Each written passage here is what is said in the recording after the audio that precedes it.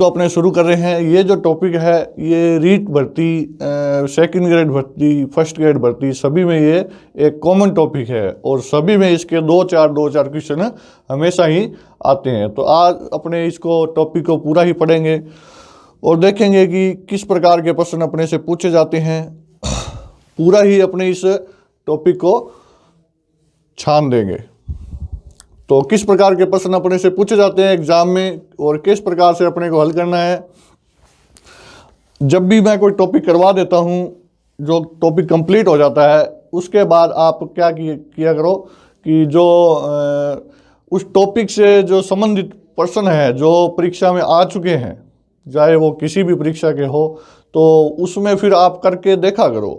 आप गूगल पे जाओ और जो पुरानी परीक्षाएं हैं, हिंदी की जो परीक्षाएं हैं, सेकंड ग्रेड है, फर्स्ट ग्रेड है, रीट से संबंधित जो भी है, एलडीसी है, कोई भी परीक्षा हो, सब इंस्पेक्टर है, कोई भी परीक्षा हो, आप उसमें जा कर के उन प्रश्नों को हल किया करो।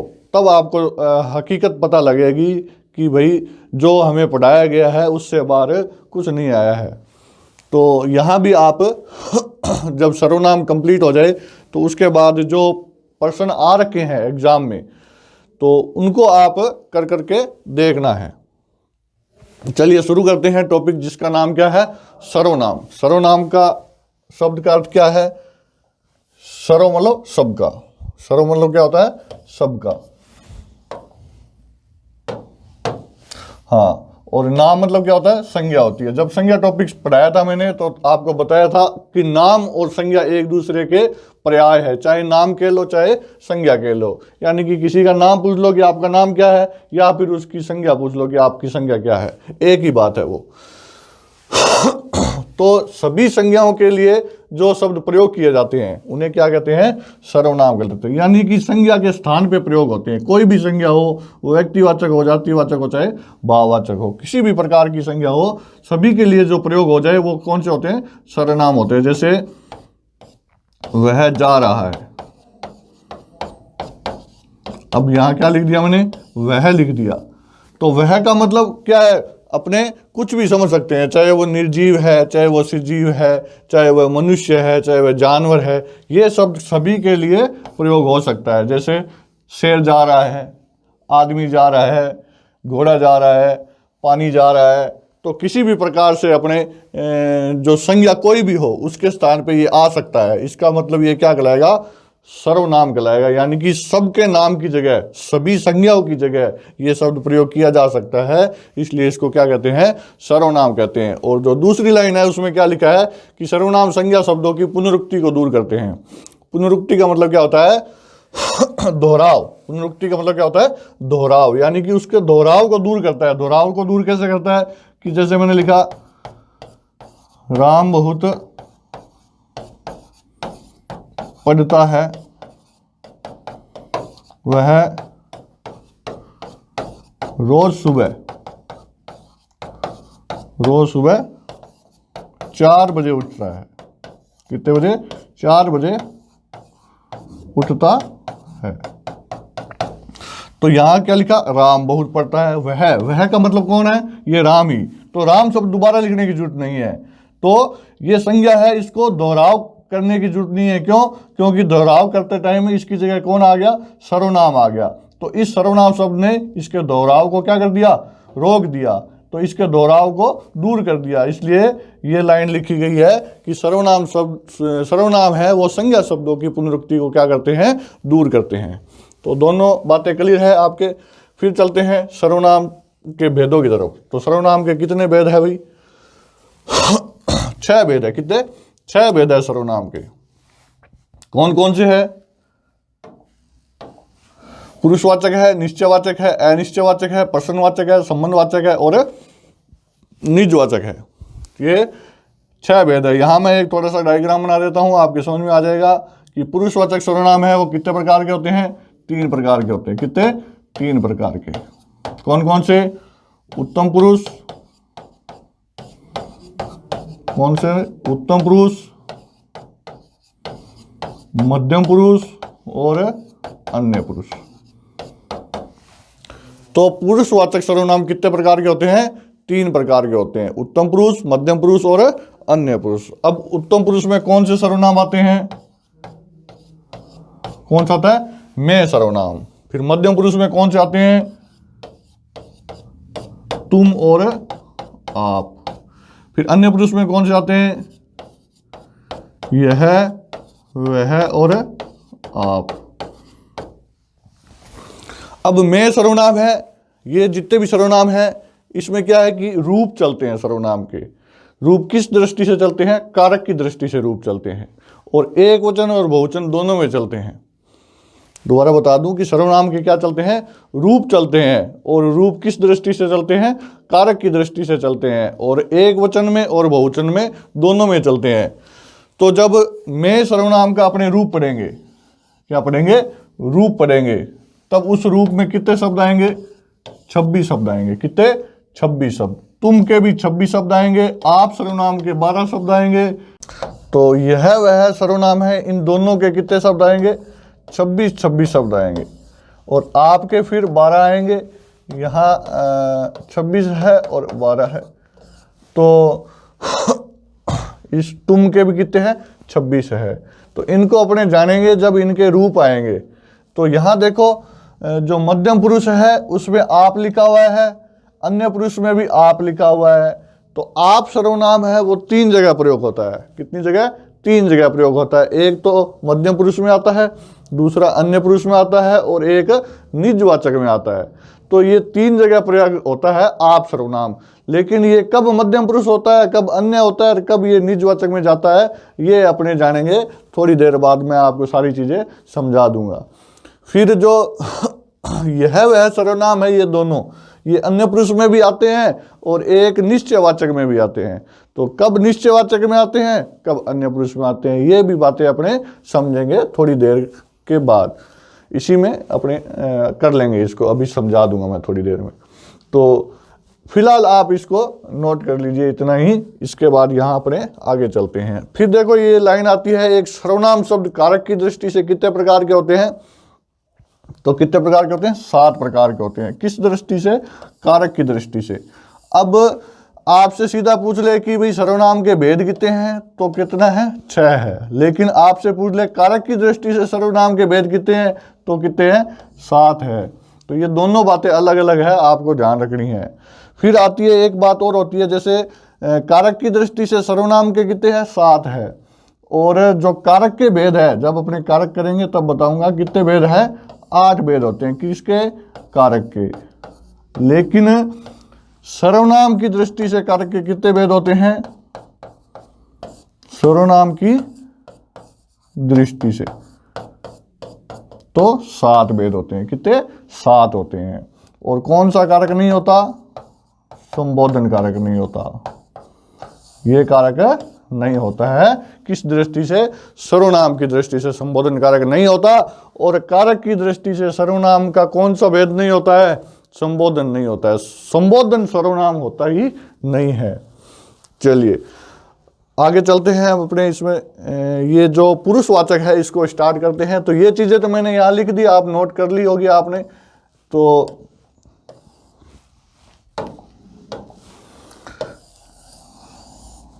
मैं, तुम और आप, ये अभी मैंने नोट करवाया था, वही चीजें हैं। अब अपने शुरू करते हैं इनके रूपों को।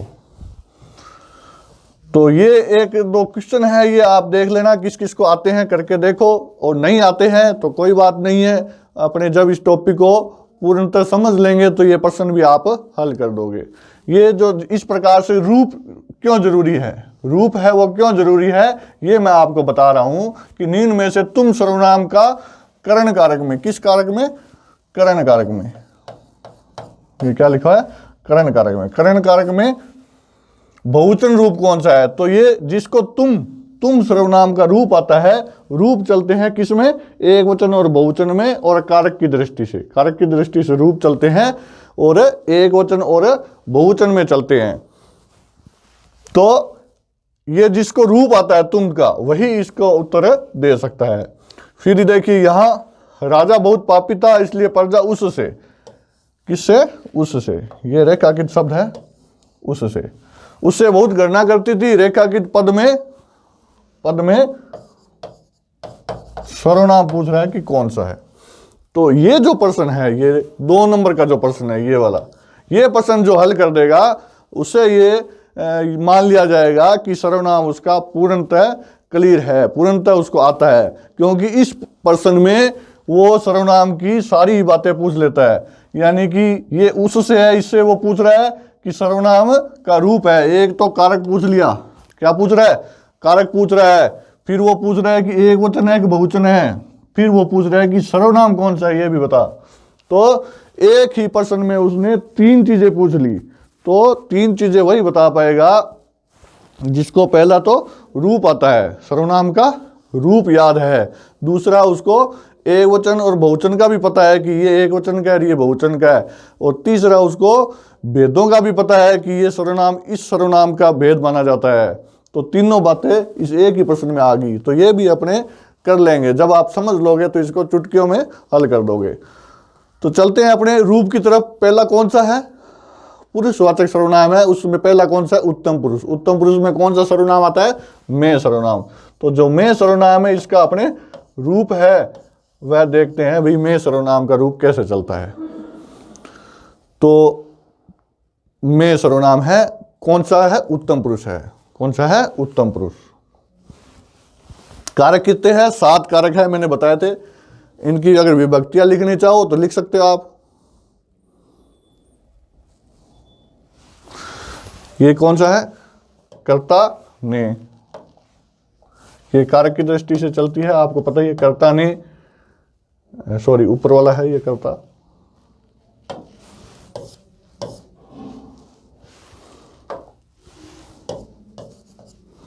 कर्ता ने कर्म को करण से या के द्वारा संप्रदान के लिए अपदान से, और ये से किस जगह प्रयोग होता है, अलगाव से। अलगाव मतलब दूर जाने के अर्थ में। देखो से 2 जगह है, यहां भी से है और यहां भी से है। ये अपदान में तो से कब माना जाता है, जब कोई चीज किसी से क्या हो, दूर हो, तो अपदान में मानी जाती है। और जब किसी चीज का कोई साधन के तौर पे प्रयोग हो, जैसे मैंने बोल दिया कि वह पेड़ से गिर गई। अब पेड़ से गिरी तो पेड़ से क्या हुई, दूर हुई, यानी कि अलग हुई। तो से का प्रयोग किया गया, इसलिए यहां से है वो अपदान कारक का माना जाएगा। और चाकू से फल काटती है, ये लाइन आ जाए, चाकू से फल काटती है। अब चाकू से आ गया, तो यहां कोई चीज किसी से दूर नहीं हो रही, बल्कि साधन है, सब्जी काटने का साधन है कौन, चाकू। तो चाकू से, तो यहां करण कारक का माना जाएगा। क्यों, क्योंकि यहां साधन है। करण का मतलब ही क्या होता है, साधन होता है। करण का मतलब ही क्या होता है, साधन होता है। फिर आती है बात संबंध की। संबंध में क्या आता है, का के की और रा रे री। फिर आता है अधिकरण। क्या आता है, अधिकरण। अधिकरण में क्या है, में और पर। में और पर।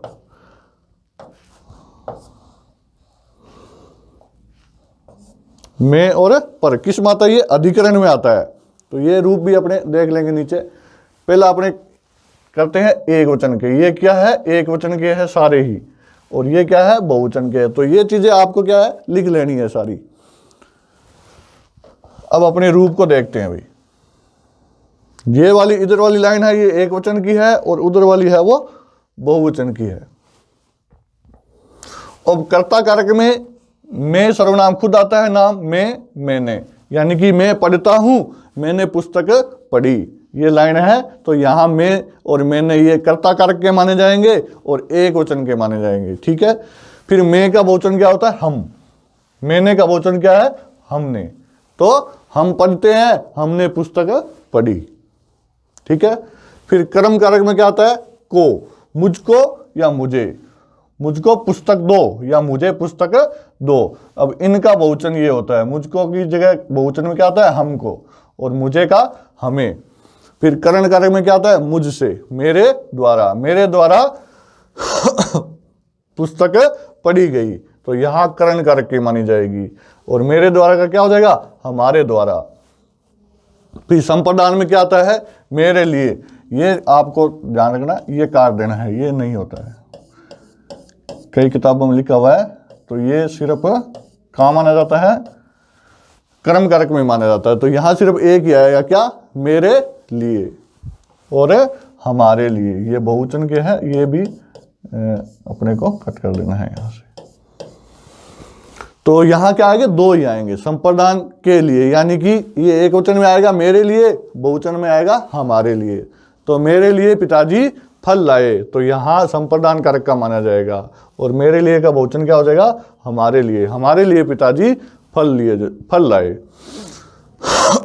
अब देखना यहां एक कर्म कारक में आता है, जैसे मुझको और मुझे, यहां ऐसा लिखा हुआ आ जाए, अगर मेरे को आ जाता है कई बार, मेरे को, और यहां आ जाए हमारे को, तो ये दोनों अगर लिखे हुए आ जाए तो ये क्या है, अशुद्ध है। ये क्या है, अशुद्ध माने जाएंगे। देखिए वाक्य अशुद्धि में एक प्रकार आता है सर्वनाम की दृष्टि से अशुद्धि। तो अगर ये सेंटेंस लिखा हुआ आ जाए कि हमारे को जाने दो, तो ये वाक्य है, ये सर्वनाम की दृष्टि से क्या माना जाएगा, अशुद्ध माना जाएगा, क्योंकि हिंदी में हमारे को और मेरे को होता ही नहीं है। तो इनका विशेष तौर से ध्यान रखना है। जो परीक्षक है वो इसी प्रकार के लाइनें लिख करके देता है और कहता है कि बताओ इसमें शुद्ध है या अशुद्ध है। चलिए फिर आता है अपदान। अपदान में भी क्या होता है, मुझसे और हमसे। तो यहाँ भी मुझसे है, यहाँ भी मुझसे है, यहाँ भी हमसे है और यहाँ भी हमसे है। तो अब करण कारक में तो क्या बताया था मैंने, मुझसे पाठ पढ़ा नहीं जाता, तो ये क्या हुआ, ये करण कारक में जाएगा। और अपदान में क्या होगा, दूर जाने के अर्थ में होगा, जैसे दूर जाने के अर्थ में, तो मुझसे वह दूर चला गया, तो यहां मुझसे है वो अपदान कारक में माना जाएगा। क्या माना जाएगा, अपदान कारक में। फिर संबंध में क्या आता है, मेरा, मेरी और मेरे, ये एक वचन के है और इनका बहुवचन क्या होता है, हमारा, हमारी और हमारे। फिर अधिकरण में क्या आता है, मुझ में और मुझ पर, ये दो है, मुझ में और मुझ पर, हम में और हम पर। यहां भी एक अधिकरण में आपको ध्यान रखना है, लिखा हुआ क्या आ जाए, लिखा हुआ आ जाए यहां हमारे में, या आ जाए हमारे पर।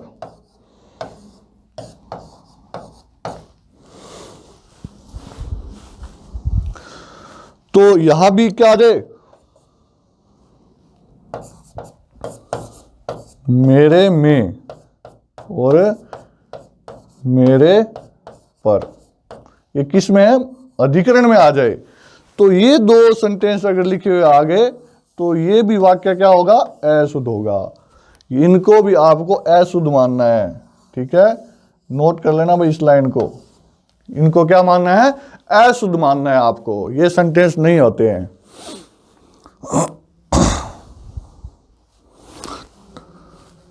तो हमारे पर नहीं होता है, क्या होता है, हम पर। क्या लिखा जाएगा, हम पर। हमारे में नहीं होता है, हम में, ठीक है। इसी प्रकार मेरे में नहीं होता, मुझ में, मेरे पर नहीं होता, मुझ पर होता है। तो ये अशुद्ध है और ये इस प्रकार से शुद्ध माना जाता है। तो ये में सर्वनाम है। इसके मैंने बताए थे कितने शब्द होते हैं, 26 शब्द होते हैं। कौन कौन से होते हैं अब आप गिन के देख लीजिए। जैसे गिने अपने 2, 2, 4, 2, 6, 2, 8, 2, 10, 12, 13, 14, 15, 16, 17, 18, 19, 20, 21, 22, 23, 24, 25 और 26। 26 शब्द है। कितने शब्द है,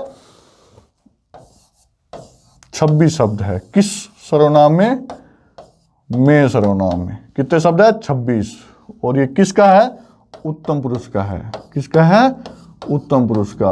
अब ये जो 26 शब्द है, यानी कि उत्तम पुरुष में कितने शब्द होते हैं, 26 शब्द होते हैं। कितने, 26 शब्द होते हैं। 26 प्रकार के शब्द उत्तम पुरुष में शामिल होते हैं। अब ये 26 शब्द है, ये परीक्षा में आए, किसी भी प्रकार से लिखे हो, आपको क्या बताना है कि ये उत्तम पुरुष का सर्वनाम है। क्या बताना है? उत्तम पुरुष का सर्वनाम है। चलिए, आपकी बात क्लियर होगी। अब अपने चलते हैं दूसरे की तरफ। मैं हो गया। अब मध्यम पुरुष में क्या है? तुम पे चलते हैं। तुम का रूप कहाँ है? देखिए भाई, ये रखा तुम का रूप। तुम के रूप में क्या क्या आता है देखते हैं। तो करता है वही 7 प्रकार के क्या आएंगे? कारक आएंगे। कितने? 7 आएंगे। इनको क्रम देना चाहो तो दे दो, 7। अब ये इनकी विभक्ति है, जो चिन्ह है वो मैं आपको पहले लिखा चुका हूं। कर्ता ने क्रम को वही है। अब तू शब्द आता है, सर्वनाम कौन सा है? तुम। क्या है? तुम। और ये जो इधर वाले हैं ये एक वचन के हैं, और इधर वाले क्या है? बहुवचन के हैं। तो यहां क्या है? एक वचन में क्या आता है? कर्ता कारक में तू, तूने। तू कहां जा रहा है ये लिखे तो ये कर्ता कारक का माना जाएगा। तूने पाठ पढ़ा, ये भी क्या है? कर्ता कारक का है और एक वचन है। अब देखिए, आपको यहां एक बात बता दूं कि जो आदर सूचक शब्द होते हैं हिंदी में, सीधा मैं किसी को बोलूं कि तू इधर आ, तो इसका मतलब क्या है? उसको मैं आदर नहीं दे रहा। और मैं कह दूं कि तुम इधर आओ, तो इसका मतलब क्या हुआ? कि ये आदर है। तो जो हिंदी में आदर सूचक शब्द होते हैं वो सारे ही कहाँ आते हैं? बहुवचन में आते हैं। जितने भी आदर सूचक शब्द होते हैं वो सारे ही किसके होते हैं? बहुवचन के होते हैं। तो एक वचन में तू और तूने, तू का वचन क्या होता है? तुम। तूने का तुमने। कर्म कारक में तुझको और तुझे, इनका बहुवचन तुमको और तुम्हें। करण कारक में क्या होता है? तुझसे, तेरे द्वारा, तुमसे और तुम्हारे द्वारा। यहां भी एक उसी प्रकार से आता है। क्या लिखा हुआ? तेरे को। ठीक है। और यहां आ जाए तुम्हारे को। तो ये है वो अशुद्ध है। क्या है? अशुद्ध है। ये भी क्या है? अशुद्ध है। आपको ध्यान रखना है। फिर आती है बात संप्रदान के लिए। तो यहां ये वापिस है, ये नहीं मानने अपने को, ये सिर्फ कर्म कारक में आते हैं। ये कट कर देना है, अपनी कॉपी में नोट करो तो इसको कट कर देना है। यहां भी है, ये कट कर देना है। ये टाइपराइटर की गलती है, इसको क्या करना है? कट कर देना है। तो 2 ही है ये। संप्रदान में क्या आता है? तेरे लिए और तुम्हारे लिए। पिताजी तेरे लिए पुस्तक लाए, तो संप्रदान कारक है। और तुम्हारे लिए पुस्तक लाए तो संप्रदान कारक है और बहुवचन का है ये तुम्हारे लिए। फिर अपदान में क्या आता है? तुझसे और तुमसे। तो तुझसे है वो अपदान में प्रयोग हो, किस अर्थ में हो? दूर के अर्थ में। जैसे राजा तुमसे घृणा करता है। राजा तुमसे क्या करता है? घृणा करता है। तो यहां क्या है? तुमसे या तुझसे, कुछ भी जोड़ लो। राजा तुझसे घृणा करता है। तो अब देखो, घृणा करता है तो घृणा किसी से करेंगे तो फिर उसके पास जाएंगे या उससे दूर होंगे? दूर होंगे। दूर होंगे तो फिर क्या आएगा? अपदान का माना जाएगा। ठीक है। फिर आता है संबंध। घृणा है, डर है, ये सारे अपदान के माने जाते हैं। किसी चीज से डर लगे तो फिर उससे भी क्या होता है? दूर ही जाते हैं। जैसे वह कुत्ते से डरता है तो से आया, तो यहां से अपदान का माना जाएगा। यानी कि डरने के अर्थ में अपदान कारक होता है। क्यों होता है? क्योंकि जब किसी से डरते हैं तो उससे क्या होते हैं? दूर होते हैं। तो यहां अपदान में माना जाता है डर भी। घृणा, डर है, ये सारे ही अपदान कारक में माने जाते हैं। फिर देखिए संबंध में तेरा, तेरी और तेरे, या इसी प्रकार इनका बहुवचन क्या है? तुम्हारा, तुम्हारी और तुम्हारे। अधिकरण में क्या आता है? तुझ में और तुझ पर। इनका बहुवचन क्या होता है?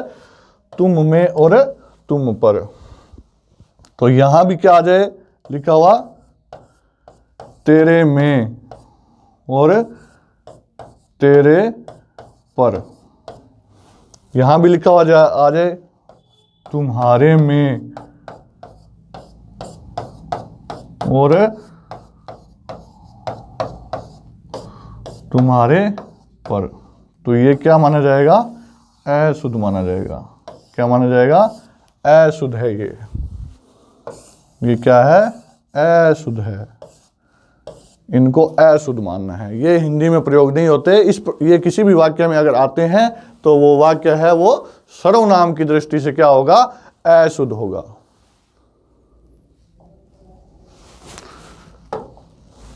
तो ये तुम शब्द है। तुम का मैंने रूप बताया आपको। तुम में कितने शब्द है, गिन लीजिए आप, चाहे कितने शब्द निकलेंगे, 26 निकलेंगे। ये काट देने हैं, मैंने कटवाए हैं, ये दोनों कटवाए हैं और एक ये भी कटवाया है। तो आप गिनोगे तो कितने शब्द निकलेंगे, 26 शब्द निकलेंगे। और ये किस सर्वनाम का है, मध्यम पुरुष का है, मध्यम पुरुष का है। अब ये जो 26 शब्द है ये मध्यम पुरुष के माने जाते हैं सारे ही। तो ये 26 शब्द कहीं भी आए, कैसे भी आए, आपको उत्तर एक ही देना है कि ये मध्यम पुरुष का सर्वनाम है। अब एक वचन और बहुवचन अलग अलग है, ठीक है। चलिए आगे वाले पे चलते हैं। आगे वाला कौन सा है, हाँ, तुम हो गया। फिर चलते हैं आप पे। आप मध्यम पुरुष में भी आता है, अन्य पुरुष में भी आता है और निजवाचक में भी आता है। तो आप चलते हैं। आप सर्वनाम है, वो कितनी जगह प्रयोग होता है, 3 जगह प्रयोग होता है। कितनी जगह प्रयोग होता है, 3 जगह प्रयोग होता है। कहाँ कहाँ, एक तो आता है ये मध्यम, एक किस में आता है, अन्य में, और एक आता है निज में। कितनी जगह आता है, ये 3 जगह आता है। अब इसका रूप है वो देखते हैं, ये आप नोट कर लेना एक बार। अभी अपने क्या करेंगे, इसका रूप देखेंगे सिर्फ। तो रूप में ये तो हाँ, एक वचन के ये होते ही नहीं है। अब यहाँ भी एक बात सुनिए आप, कि मैंने बताया था कि जो आदर्श सूचक शब्द होंगे, क्या होंगे, आदर्श सूचक जो भी शब्द होता है वो हमेशा क्या होता है, बहुवचन का ही होता है वो, ठीक है। तो आप शब्द है वो क्या है, आदर्श सूचक शब्द है।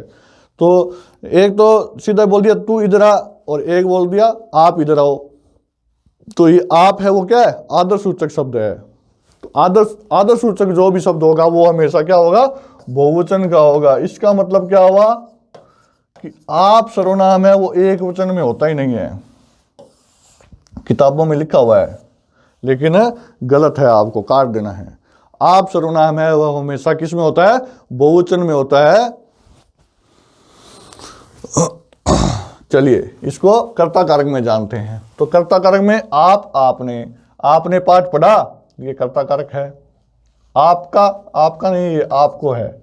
क्या लिखना है इसको, आपको। ये कर्म कारक में माना जाता है। और करण में क्या होता है, आपसे, आपके द्वारा, ठीक है। फिर आपके लिए, आपसे, ये अपदान में होता है। और आपसे का यहाँ भी प्रयोग है, यहाँ भी प्रयोग है। तो यहाँ मैंने बता चुका हूं कि दूरी के अर्थ में हो, अलगाव के अर्थ में हो, तो वहां आपसे है वो अपदान में माना जाता है। और साधन के तौर पे अगर प्रयोग हो तो वो करण कारक में माना जाता है।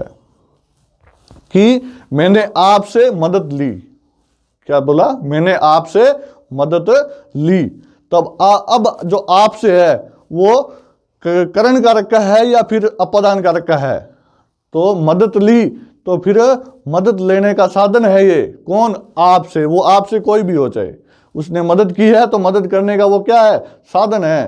तो जब साधन के अर्थ में प्रयोग हो तो करण कारक का माना जाता है। और दूरी के अर्थ में हो कि वह आपसे डरता है। अब देखो, आपसे डरता है तो डरने के अर्थ में क्या हुआ, डरेंगे किसी से तो उससे क्या होगा, दूर होगा, अलगाव होगा। जिससे डरेंगे उससे दूर ही भागेंगे। तो अगर किसी को बोल दे कि आप कुत्ते से डरते हो, तो अब आप क्या करोगे, कुत्ते से डरते हैं तो कुत्ते के पास जाएंगे, नहीं, दूर जाएंगे। तो अब आपसे है वो दूर के अर्थ में है, अलगाव के अर्थ में है। तो वहां ये अपदान कारक का माना जाता है। फिर संबंध में क्या आता है, आपका, आपकी और आपके। फिर एक अधिकरण है, कौन सा कारक है, अधिकरण। अधिकरण में क्या आएगा, आप में और आप पर, ठीक है। तो ये कितने शब्द है, 12 शब्द है। कितने शब्द है, 12 शब्द है। कितने हैं, 12 शब्द है। ये 12 शब्द आपको लिखने हैं अब ये 12 शब्द है, मैं बता रहा हूँ, बार बार बता रहा हूँ कि ये 12 शब्द 3 जगह प्रयोग हो सकते हैं सर्वनाम में। पहला कौन सा? ये मध्यम पुरुष में आ सकते हैं, ये अन्य पुरुष में आ सकते हैं, और ये निजवाचक में आ सकते हैं। तो ये मैं बताऊंगा कब अपने किस में मानना है और ये पता कैसे लगेगा अपने को, ये बताऊंगा मैं आपको आगे। चलिए एक बार अपने रूप देख रहे हैं। तो ये क्लियर हुई बात। यहाँ आप सर्वनाम हो गया, आपका रूप देख लिया। फिर अन्य पुरुष में कितने शब्द हैं? यह, वह और आप, 3 है। अब यह वह को देखते हैं अपने।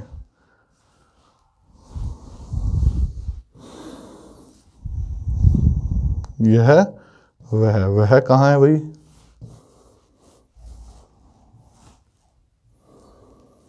चलिए यह मिल गया अपने को, यह को देखते हैं अपने।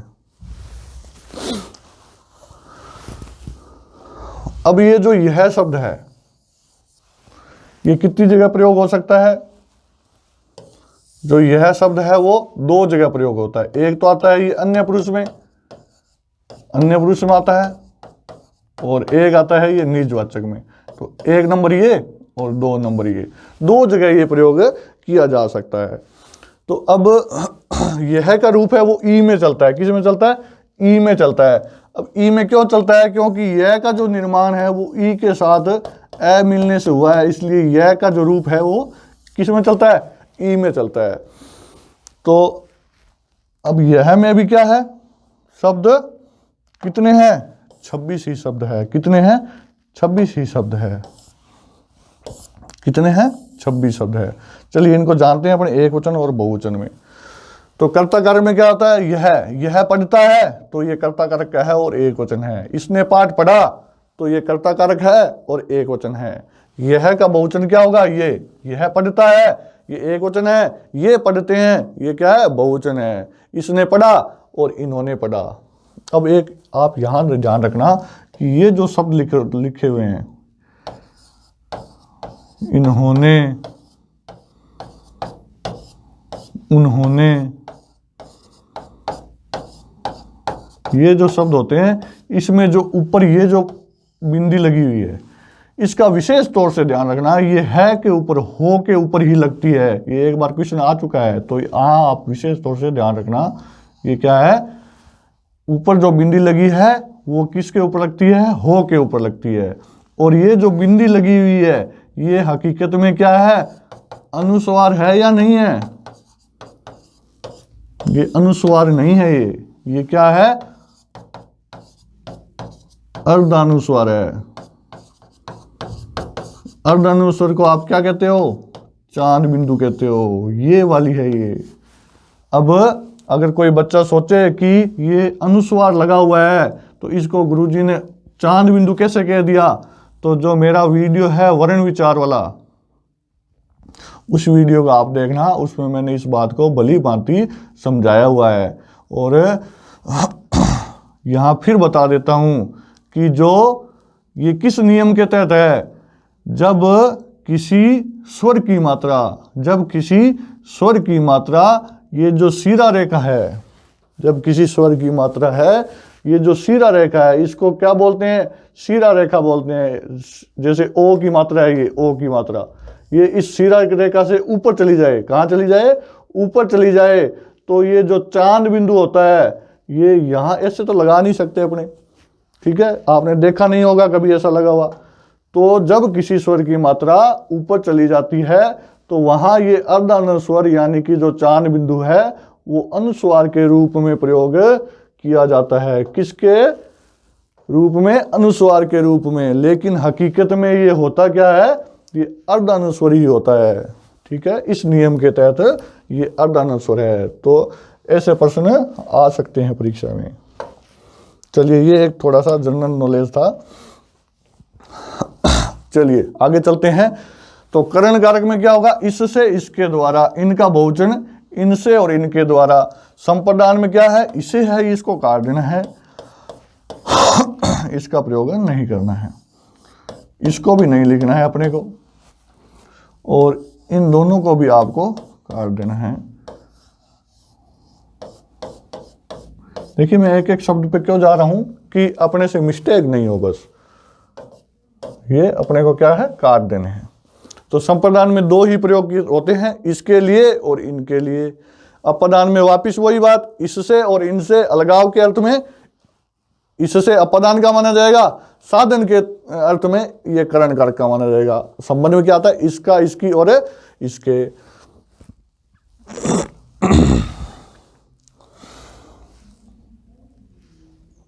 फिर अधिकरण में क्या था, इसमें और इस पर, और इनमें और इन पर।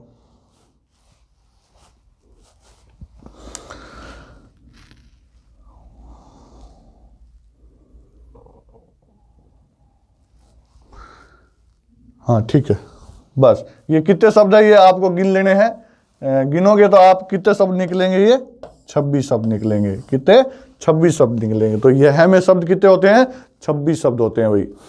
अब ये जो 26 शब्द है, यह है सर्वनाम के, ये दो जगह माने जा सकते हैं। एक तो ये अन्य पुरुष में माने जा सकते हैं, और ये निश्चयवाचक में भी माने जा सकते हैं। तो ये मैं आगे बताऊंगा कि कब निश्चयवाचक में मानना है और कब अन्य पुरुष में मानना है। तो ये तो क्या था, यह का रूप था। किसका रूप था, यह का। अब वह का रूप देख लेते हैं। वह का रूप ये रहा, ये क्या है, वह का रूप। अब वह भी कितनी जगह प्रयोग होता है, दो जगह। एक तो अन्य पुरुष में आता है और एक निश्चयवाचक में आता है। दो जगह प्रयोग होते हैं। तो यह का रूप ई में चला था, वह का रूप ऊ में चलेगा। किसमें, ऊ में। क्यों चलेगा, क्योंकि वह का निर्माण है ऊ के साथ, जब ए मिलता है तो वह का निर्माण होता है, इसलिए इसका रूप किस में चलेगा, ऊ में चलेगा। तो सेम वैसा ही है, वहां ई है और यहाँ ऊ है, ठीक है, और कोई फर्क नहीं है। इसमें भी आपको यहां कट करना है, ये दो शब्द है ये कट कर देने हैं, ये नहीं गिरने। फिर हाँ, ये यहां भी नहीं गिरने, ठीक है। हाँ, तो ये सारा ही क्या हो जाएगा, वह का रूप हो जाएगा, एक वचन में और बहुवचन में। ये तो किस में आएगा, एक वचन में, ठीक है, और ये क्या आएगा, बहुवचन में, ठीक है।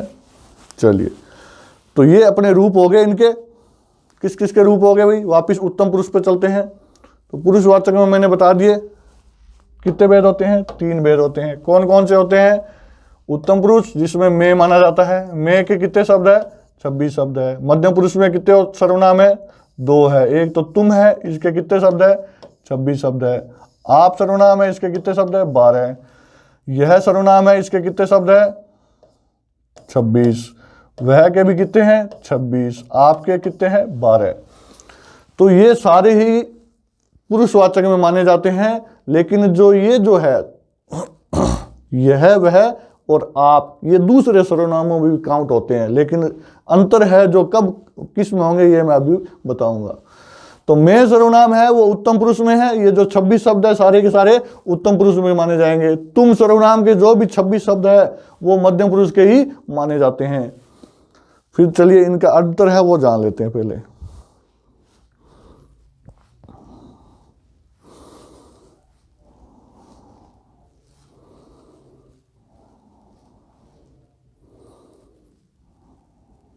चलिए यहां अंतर स्पष्ट हो जाएगा आपका। निश्चयवाचक सर्वनाम है दूसरा भेद, सर्वनाम का दूसरा भेद है, उसका नाम क्या है, निश्चयवाचक। निश्चयवाचक की परिभाषा क्या है, क्या परिभाषा है निश्चयवाचक की, किसी व्यक्ति, ये क्या है, किसी व्यक्ति, वस्तु या प्राणी की निश्चित स्थिति का बोध करवाने वाले सर्वनाम शब्द निश्चयवाचक होते हैं। और निश्चयवाचक में कौन आता है, यह वह सर्वनाम आते हैं। बताया था ना मैंने थोड़ी देर पहले कि यह वह वो अन्य पुरुष में भी आते हैं और निश्चयवाचक में भी आते हैं। अब यह वह का मतलब क्या है, यह के 26 शब्द है और वह के भी 26 शब्द है, ठीक है, दोनों के ही 26 शब्द है। ये जो 26 शब्द है यानी कि कितने हो गए, 52 शब्द हो गए। ये 52 शब्द है, ये 52 निश्चयवाचक में भी प्रयोग होते हैं और अन्य पुरुष में भी प्रयोग होते हैं। अब कब किस कहां प्रयोग होते हैं, तो निश्चयवाचक व अन्य पुरुष में अंतर यहां स्पष्ट लिखा हुआ है कि निश्चयवाचक व अन्य पुरुष में अंतर क्या है। तो अंतर ये है कि जब वाक्य में यह वह सर्वनाम का प्रयोग, ये 48 शब्द नहीं है, ये कितने है, 52 शब्द है। तो जब वाक्य में यह वह सर्वनाम का प्रयोग, अब यह वह सर्वनाम लिखा तो इसका मतलब क्या है, यह वह का मतलब 52 शब्द है। तो यह वह सर्वनाम शब्दों का प्रयोग जिस संज्ञा के लिए किया जाए, यानी कि कौन सी संज्ञा, जिसके लिए भी इनका प्रयोग हो रहा है वाक्य में, जिस संज्ञा के लिए किया जाए वह संज्ञा अगर वाक्य में मौजूद है तो यह वह सर्वनाम शब्द निश्चयवाचक होते हैं। और अगर इनका प्रयोग जिस संज्ञा के लिए किया जा रहा हो वह संज्ञा वाक्य में मौजूद नहीं हो या इस दुनिया में ही नहीं हो तो यह वह सर्वनाम अन्य पुरुष होता है। जैसे देखो, वह पुस्तक पढ़ रही है, क्या लिखा है, वह आ गया ना, ध्यान से समझना, वह पुस्तक पढ़ रही है। अब ये वह कौन है, बताओ मुझे कौन है, यानी कि हमें नहीं पता कि वो कौन है, बुजुर्ग है, महिला है। महिला तो है क्योंकि ये स्त्रीलिंग है, रही है इसका मतलब क्या है, स्त्रीलिंग है। तो अब वह है, वह पुस्तक पढ़ रही है, तो वह कौन है अपने नहीं जानते, वह लड़की है या बुजुर्ग है, अपनी बात निश्चित नहीं है। ये बात क्या कोई भी निश्चित है पूरी तरह से कि वह कौन है, हमें नहीं पता कि ये कौन है, निश्चित नहीं है पूरी तरह से बात। तो यही बात तो इसमें लिखी हुई है कि यह वह का प्रयोग जिस संज्ञा के लिए किया जा रहा है वह वाक्य में मौजूद है ही नहीं। आप है ही नहीं तो फिर निश्चित है ही नहीं अपने कि किसके लिए किया जा रहा है। तो ये वह शब्द है वो किस में माना जाएगा,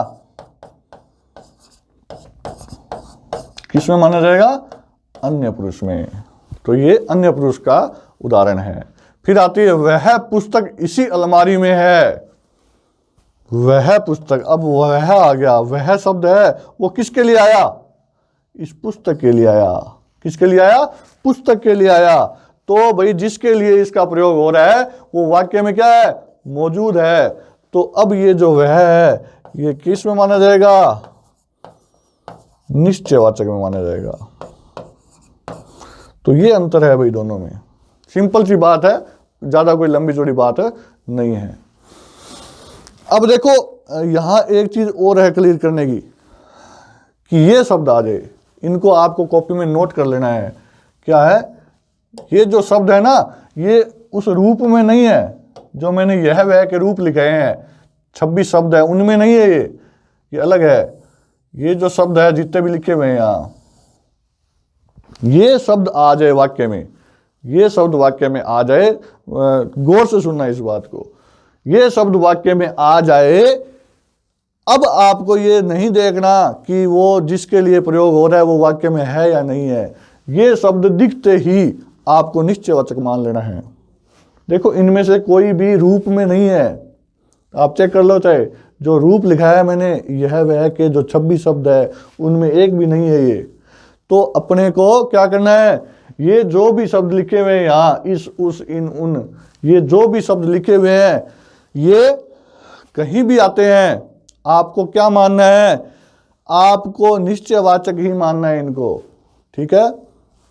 हाँ, अपना दिमाग नहीं लगाना कि ये वाक्य में है कि नहीं है मौजूद, संज्ञा किसके लिए प्रयोग हुआ है, ऐसी बातें सोचनी नहीं है, ठीक है। ऐसी बातें तो किसके लिए सोचनी है, जो ये 26 शब्द है, यह वह के जो 26 शब्द है जिनका रूप लिखाया था मैंने, यह वह के जो 26 शब्द है उनके लिए सोचनी है ये बात कि वो वाक्य में मौजूद है या नहीं है।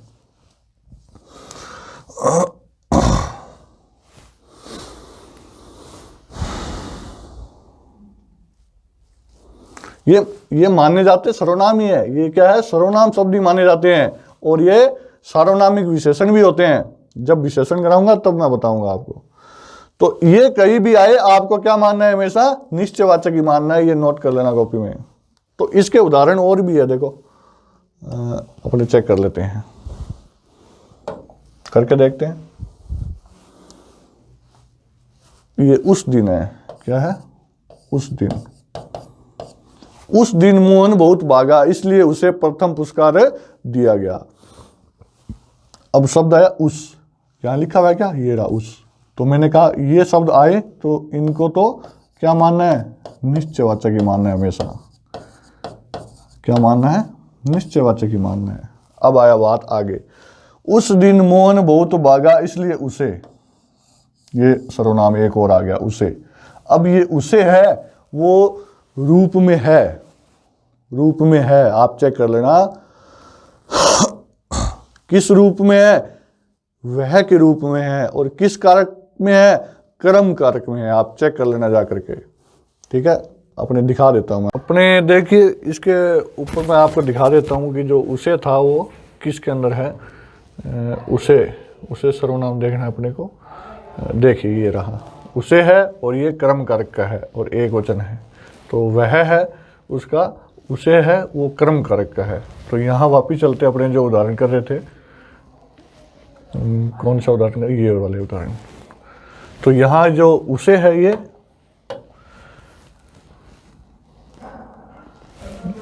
कहाँ आगे, ये देखिए यहाँ थे। तो उसे है ये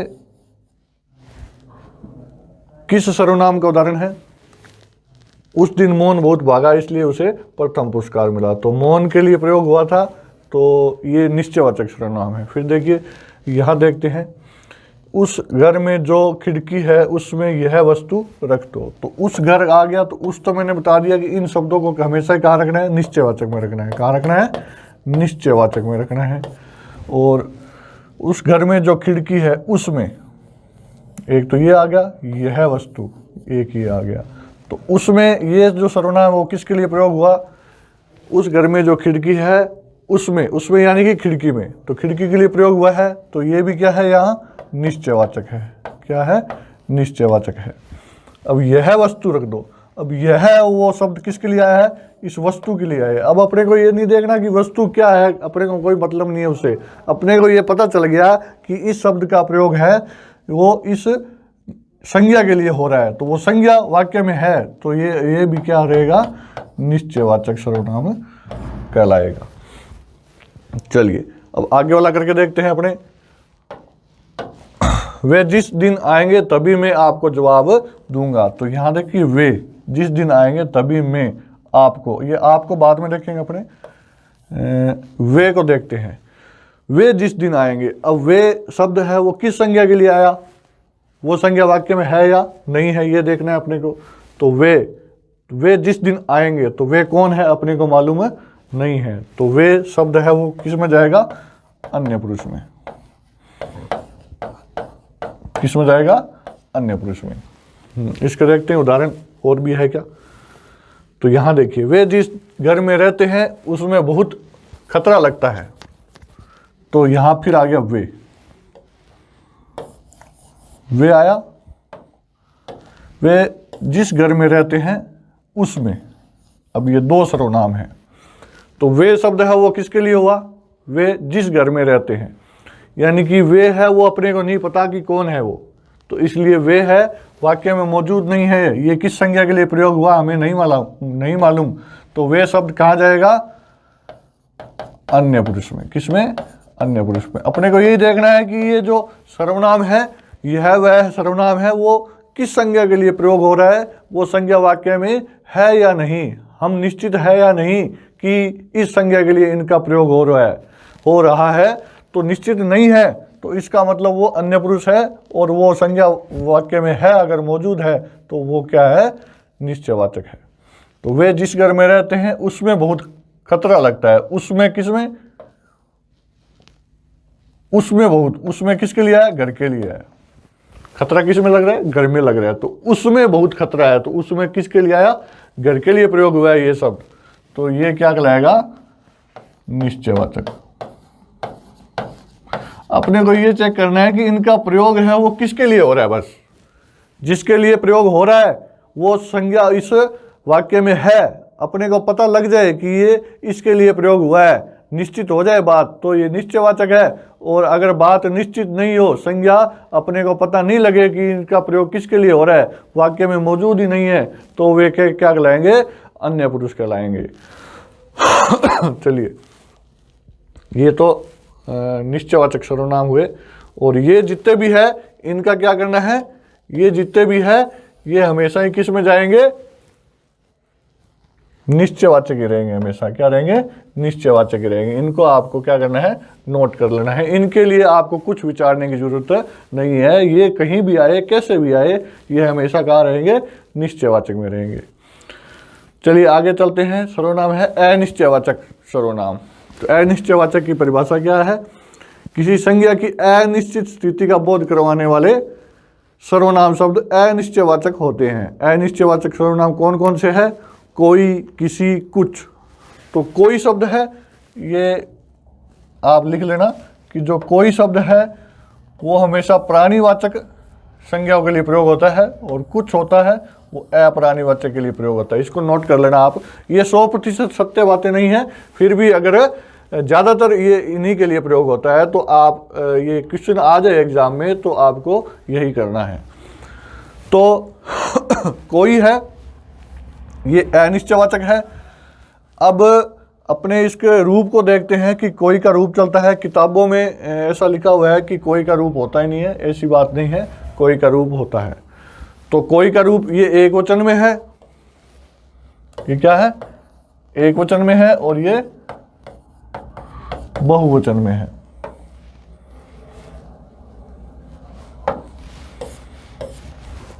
हाँ, तो कोई, किसी ने, ये क्या है, एक वचन है और कर्ता कारक का है। कि कोई आ रहा है, ये कोई शब्द है एक वचन में भी प्रयोग हो सकता है और बहुवचन में भी हो सकता है। जैसे कोई आ रहा है, कोई खड़ा है, तो इसका मतलब क्या है, ये एक वचन है। कोई खड़े हैं, इसका मतलब ये क्या है, बहुवचन है। यानी कि क्रिया है वो एक वचन की है, तो ये कोई शब्द एक वचन होगा, क्रिया बहुवचन की है तो वो बहुवचन का होगा। तो किसी ने का बहुवचन क्या होता है, किन्हीं ने, किसी को, किन्हीं को। ये ये बहुवचन है और ये एक वचन है। इसमें आपको ये काट देना है, ये नहीं लिखना, ठीक है। हाँ, ये आपको कट कर देना है, ये नहीं लिखना। तो ये आप चेक करोगे तो कितने शब्द निकलेंगे, 26 शब्द निकलेंगे। देख लेते हैं 26 है या 26 निकलेंगे या फिर 24 निकलेंगे। 1 2 3 4 5 6 7 8 9 10 11 12 13 14 15 16 17 18 19 20 21 22 निकले हैं। तो ये 22 ही शब्द होंगे, ठीक है। हाँ, कोई एक्स्ट्रा शब्द नहीं है इनमें से। चॉइस करो तो यहाँ ऐसे लिख सकते हैं अपने, किसी से, किसी के द्वारा, किन्हीं से, किन्हीं के द्वारा। तो 2 शब्द और बढ़ जाएंगे, तो कितने हो जाएंगे, ये 24 हो जाएंगे, ठीक है। तो 24 शब्द है ये, या 24 होते हैं या फिर 26 होते हैं। तो ये सारे ही जो 24 के 24 शब्द है, ये सारे ही क्या कहलाएंगे, अनिश्चयवाचक सर्वनाम कहलाएंगे, ठीक है। फिर आती है बात, किसी आ गया, किसी इसी रूप के अंदर है। जो कुछ आ गया, इसके लिए मैं आपको एक बात बता दूं, आप इसको नोट कर लेना। जैसे मैं लाइन लिख रहा हूं 2 कि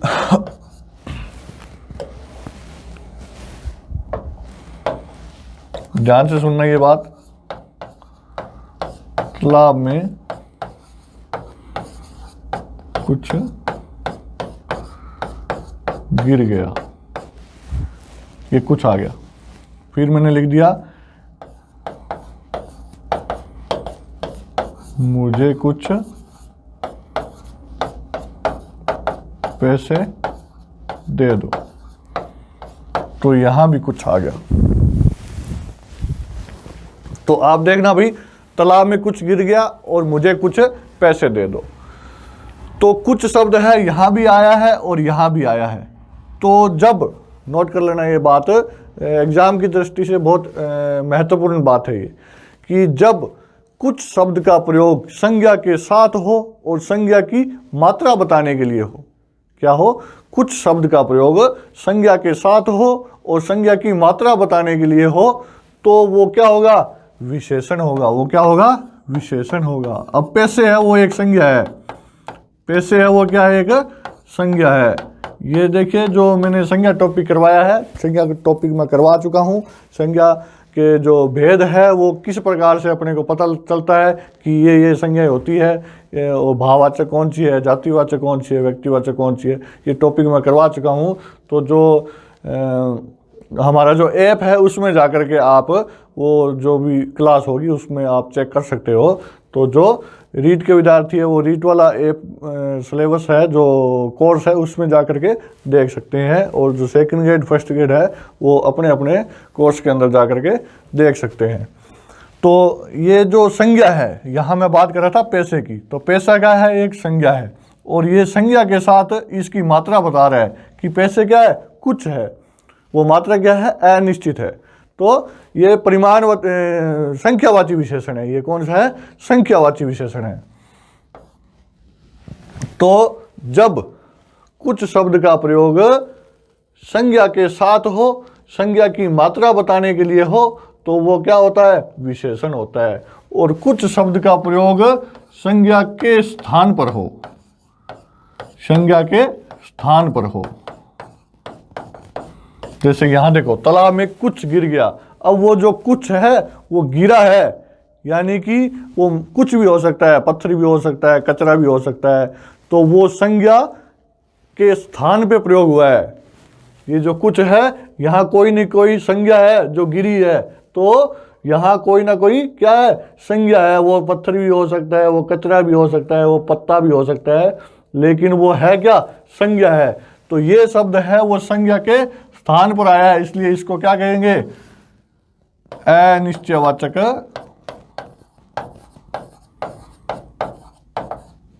सर्वनाम कहेंगे। अनिश्चयवाचक इसलिए कहेंगे क्योंकि बात निश्चित नहीं है कि ये क्या है। और सर्वनाम इसलिए कहेंगे क्योंकि ये किसकी जगह है, संज्ञा की जगह आया है। तो ये क्या कहलाएगा, अनिश्चयवाचक सर्वनाम कहलाएगा। ये इंपॉर्टेंट लाइनें हैं, इन्हें आप नोट कर लीजिए, कभी भी पूछा जा सकता है। प्रश्न कैसे पूछेगा, वो पूछेगा कि भाई 4 लाइनें दे देगा और कहेगा किस वाक्य में सर्वनाम शब्द का प्रयोग नहीं हुआ, ठीक है। तो ऐसी लाइनें वो विशेषण वाली डाल देगा बीच में एक। चलिए तो अनिश्चयवाचक सर्वनाम ये जो चोई शब्द है और एक जो ये कुछ है, ये सारी क्या है, अनिश्चयवाचक सर्वनाम है। ये किसी दूसरे सर्वनाम के भेदों में नहीं आते हैं। तो कोई आ रहा है, किसी ने कहा, ठीक है, तो ये सारी क्या है, अनिश्चयवाचक सर्वनाम है। किसी को, ये तो मैंने कट करवाए थे आपको, ये कट करने हैं, दोबारा बता देता हूं। यहां संप्रदान में नहीं है, ये कहाँ माने जाते हैं, कर्म में माने जाते हैं। तो ये आपको कट करने हैं, बता चुका हूं मैं आपको। तो चलते हैं आगे, कौन सा सर्वनाम है, प्रश्नवाचक। तो आगे प्रश्नवाचक सर्वनाम है, इसको अपने जानते हैं, परिभाषा पढ़ते हैं इसकी।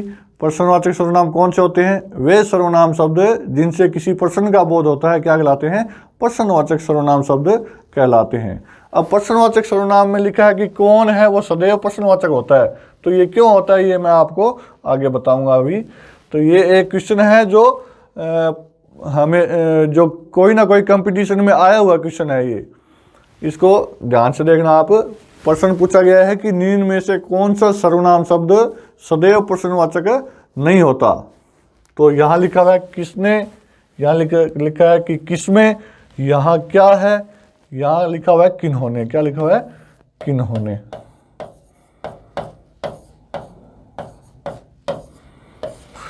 तो ये 4 ऑप्शन है। तो इन चारों में से कौन सा उत्तर है, आप सोच के बताओ। इसका उत्तर है वो अपने आगे जान लेंगे जब मैं समझाऊंगा। तो कौन है, इसका रूप देखते हैं सबसे पहले। तो कर्ता कारक में कौन है, ये एक वचन के है, ये क्या है, एक वचन के है।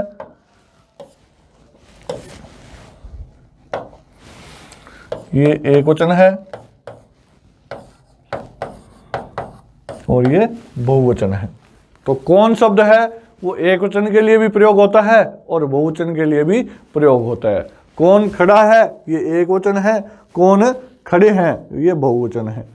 तो किसने पाठ पढ़ा, एक वचन है, किन्होंने पाठ पढ़ा, ये बहुवचन है। ये जो बिंदी है ये यहाँ लगानी है अपने। फिर कर्म में आता है किसे किसको, इनका बहुवचन है किन्हें किनको, करण में किससे किनसे, और संप्रदान में क्या है, ये दो कार्य है अपने को, ये नहीं लिखने हैं। ये टाइपराइटर ने हर रूप में ये गलती कर दी है, तो यहाँ मैं सुधार करवा रहा हूँ आपको। ये क्या है, कार्य है अपने को, ये नहीं लिखने।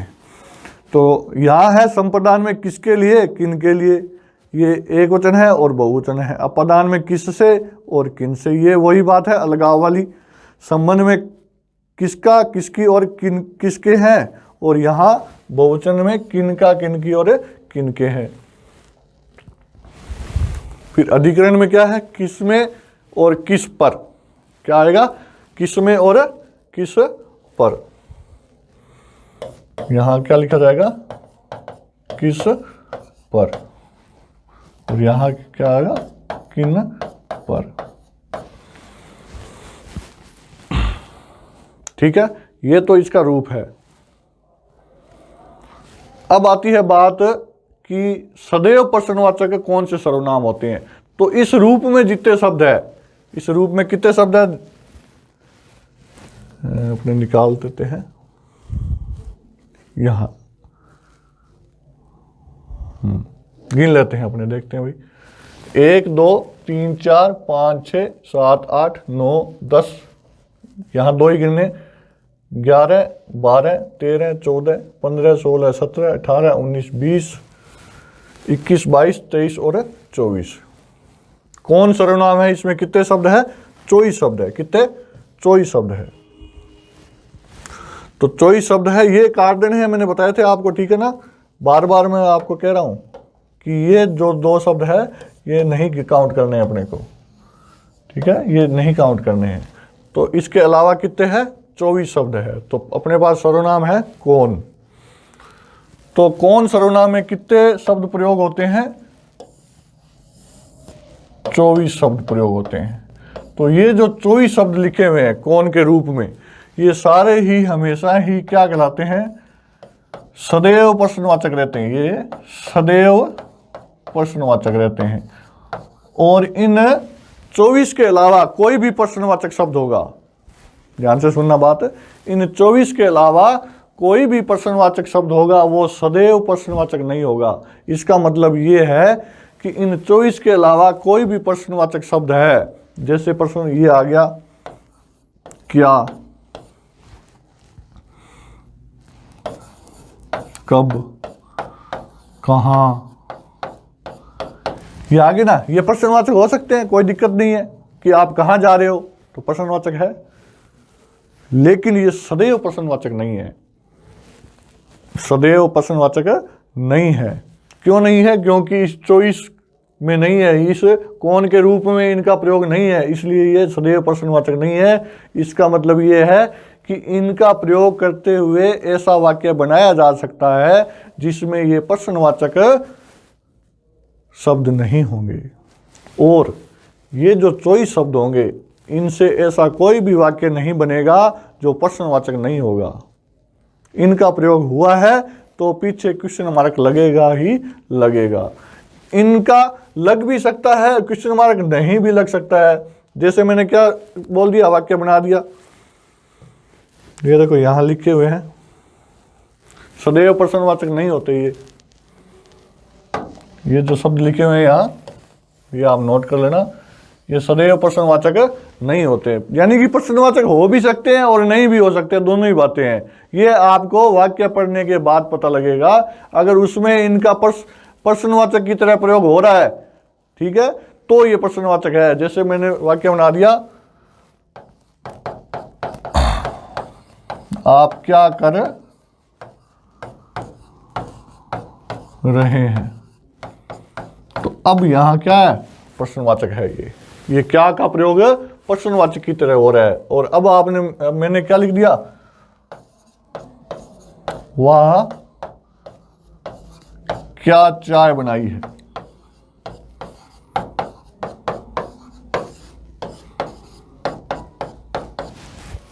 अब देखो यहां, ये क्या है, इसका प्रयोग प्रश्नवाचक की तरह नहीं हो रहा है। तो ये जो शब्द है जितने भी, इनका प्रयोग प्रश्नवाचक की तरह हो भी सकता है और नहीं भी हो सकता है, इसलिए ये क्या है, सदैव प्रश्नवाचक नहीं है। आपके समझ में ये बात आ गई होगी। तो यहां इस प्रश्न का उत्तर आपको पता ही है क्या निकलेगा।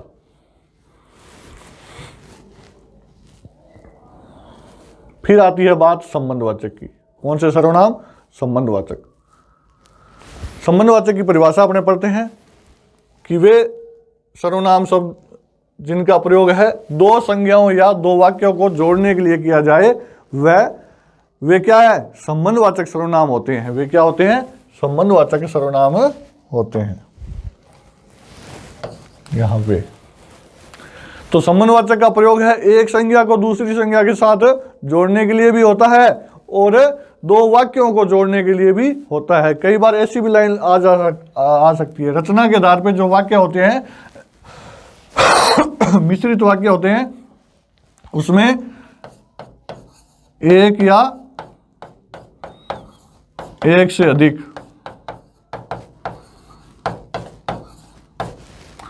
आश्रित वाक्यों को जोड़ने के लिए भी होता है प्रयोग।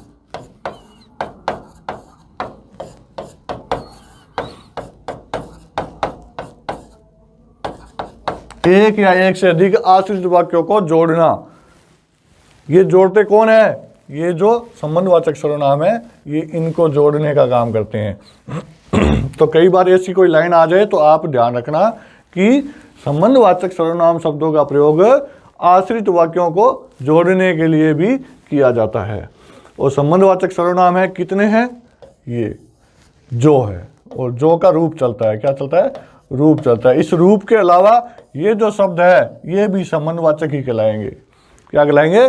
संबंधवाचक कहलाएंगे। ये इनको आप नोट कर लेना। चलिए रूप में चलते हैं अपने। जो का रूप है वो कैसा है? तो जो और जिसने, फिर जो एक वचन में भी आता है और बहुवचन भी आता है कि जो खड़ा है वह मेरा भाई है। तो यहाँ जो है वो एक वचन है, और यहाँ लिख दिया कि जो खड़े हैं वे मेरे पिताजी है, तो यहाँ जो है वो बहुवचन का होगा। तो जिसने और जिन्होंने ये एक वचन और बहुवचन है। इसी प्रकार जिसे है वो एक वचन है, जिन्हें है वो बहुवचन है। अब संप्रदान में यही बात है, यहाँ आपको कट करना है। ये शब्द है, ये कट करना है, ये शब्द नहीं लिखना अपने को यहाँ। ठीक है। तो ये सारे ही जितने भी शब्द है, ये सारे ही शब्द किस में आएंगे? संबंधवाचक में आएंगे। कितने शब्द है गिन लीजिए आप, 24 शब्द निकलेंगे। ठीक है।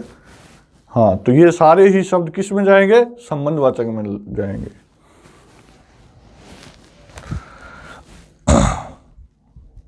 तो जैसे जिसका आ गया तो इसका वाक्य कैसे बनेगा? जिसका घर गंगा पर है वह बहुत स्वच्छ है। इस प्रकार से वाक्य बन सकते हैं। जिसे पढ़ना है वह विद्यालय आए। इस प्रकार से वाक्य बन सकते हैं। जहाँ गंगा बहती है वह धरती पवित्र है। तो जहाँ आ गया। जिसकी लाठी उसकी भैंस, ये भी क्या है? संबंधवाचक है। तो ये सारे ही कौन से सर्वनाम कहलाएंगे? संबंधवाचक सर्वनाम कहलाएंगे। तो ये एक वचन के है भाई। ये क्या है? एक वचन के है।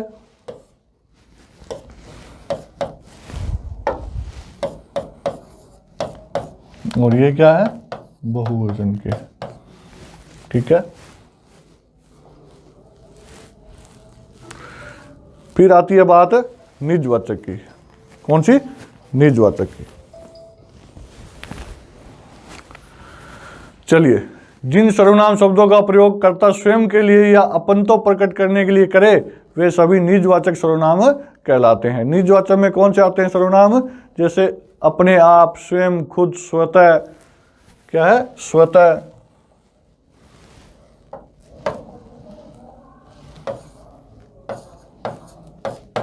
स्वतः, अहम। क्या आएगा? अहम।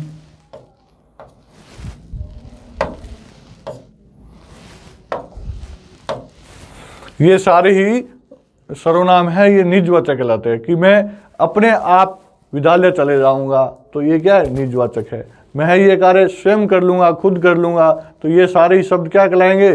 निजवाचक कहलाएंगे। ठीक है, अब आती है बात आप, जो मैंने शुरू में आपको बताया था कि आप सर्वनाम है वो 3 जगह प्रयोग होते हैं। कहाँ? 3 जगह प्रयोग होते हैं। तो आप शब्द है 3 सर्वनाम शब्दों के साथ प्रयोग किए जाते हैं। एक तो मध्यम पुरुष में आते हैं, एक अन्य पुरुष में आते हैं और एक निजवाचक में आते हैं। तो पहले पढ़ते हैं अपने आप सर्वनाम मध्यम पुरुष में कब आता है। चलिए यहां देखिए, आप का प्रयोग सामने बैठे व्यक्ति के लिए किया जाए तो वो कहां आएगा? मध्यम पुरुष में आएगा। जैसे उदाहरण क्या आ गया? आप बहुत सुंदर हो, तो जिसे सुंदर बता रहा है वो क्या है? सामने बैठा है। ठीक है, फिर आता है आप अन्य पुरुष। नंबर 1 तो क्या है? आप मध्यम पुरुष है। फिर आप अन्य पुरुष में कब आता है?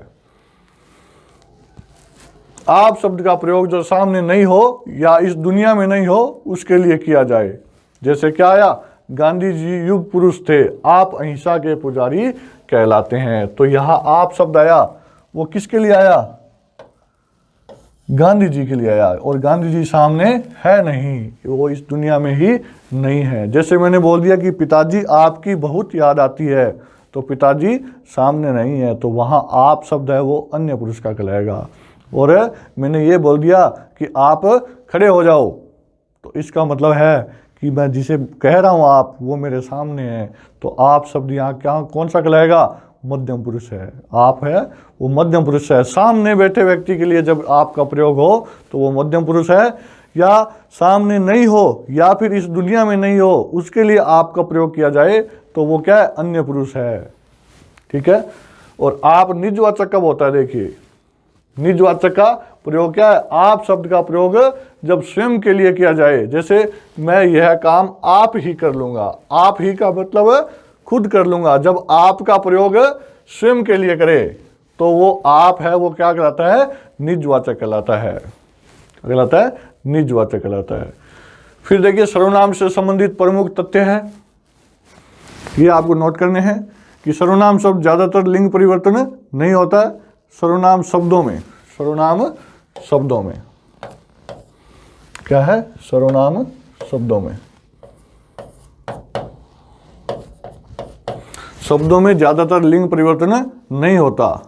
संबंधवाचक सर्वनाम को छोड़ करके ये बात जाननी है अपने को। जैसे मैंने लिखा कि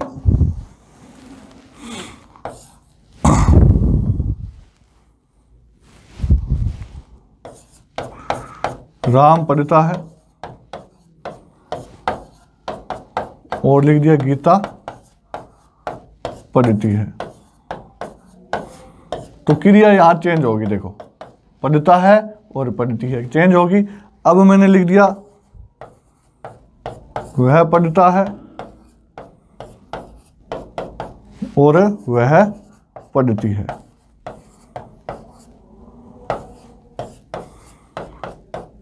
अब देखो, क्रिया पुल्लिंग है तो ये राम पुल्लिंग है, क्रिया स्त्रीलिंग है तो गीता क्या स्त्रीलिंग है।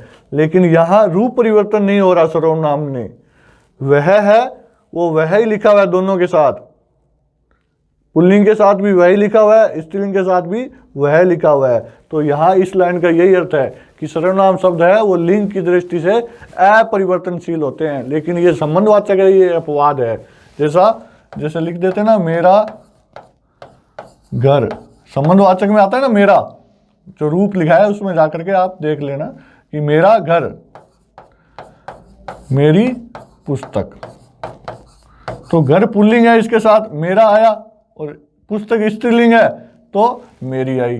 तो ये संबंधवाचक है, ये परिवर्तन हो जाता है संबंधवाचक सर्वनाम में।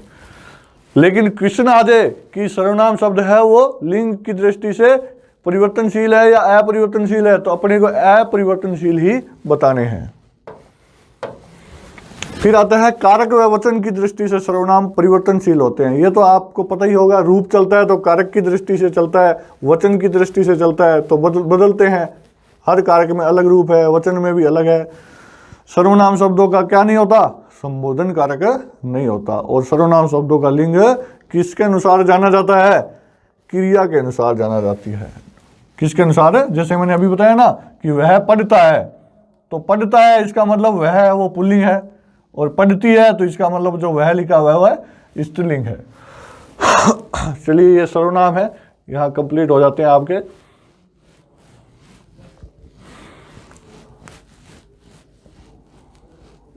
एक बात और बतानी है, उसका आप थोड़ा सा ध्यान रखना। अपने शुरू में जो ये जो मैं वाला रूप है, इसमें देखना, इसमें जो संबंध है, जैसे मेरा, मेरी और मेरे, तो जैसे आ गया मेरा घर सुंदर है, ये प्रश्न आ गया। और इसके नीचे अंडरलाइन कर दिया और पूछ लिया कि सर्वनाम कौन सा है बताओ। तो इसमें ऑप्शन क्या हो आपके पास, निजवाचक भी हो और उत्तम पुरुष भी हो। ध्यान रखना थोड़ा सा इस बात का।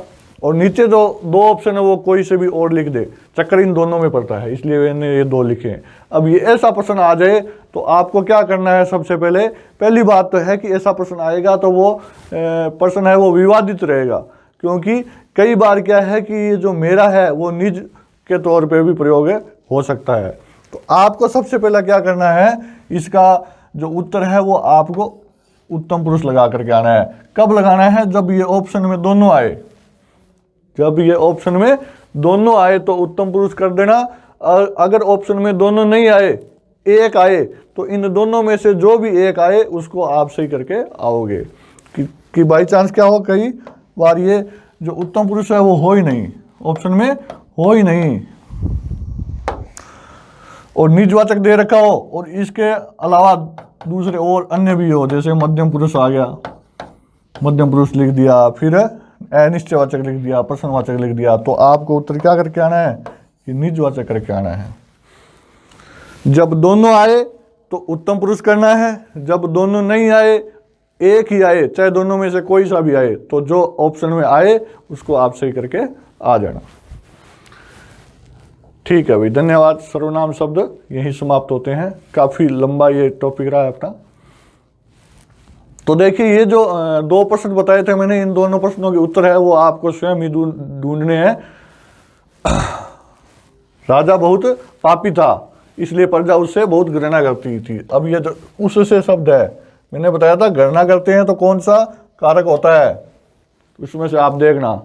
घृणा करते हैं तो उसके पास जाते हैं या दूर जाते हैं, इस प्रकार से ये उत्तर है आपको देना है। ये एक वचन का है या बहुवचन का है, फिर ये क्या है, निश्चयवाचक है या अन्य पुरुष है, वो भी आपको देखना है कि जिसके लिए प्रयोग हुआ है वो वाक्य में मौजूद है या नहीं है। वाक्य में मौजूद है तो फिर वो निश्चयवाचक है, नहीं है तो फिर वो अन्य पुरुष है।